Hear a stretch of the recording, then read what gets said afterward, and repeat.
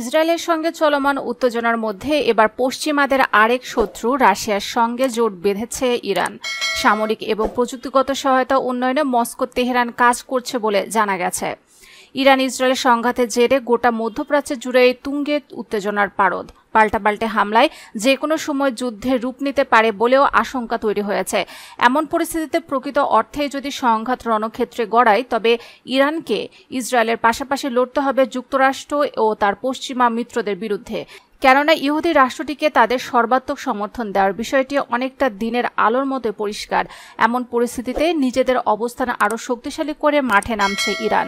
এটি তৎপরতার অংশ হিসেবে এবার রাশিয়ার সঙ্গে সম্পর্ক আরও জোরদার করেছে রাইসি প্রশাসন। সামরিক এবং প্রযুক্তিগত উন্নয়নে পারস্পরিক সহযোগিতা আরও জোরালো করছে মস্কো তেহরান। আন্তর্জাতিক আইনের আওতায় রাশিয়ার সঙ্গে প্রতিরক্ষা সম্পর্কও জোরদার করতে চায় ইরান। বিশ্লেষকরা বলছেন, ইসরায়েল এবং তার মিত্রদের বিরুদ্ধে শক্তিশালী প্রতিরোধ গড়ে তুলতেই ইরান রাশিয়ার এ পদক্ষেপ।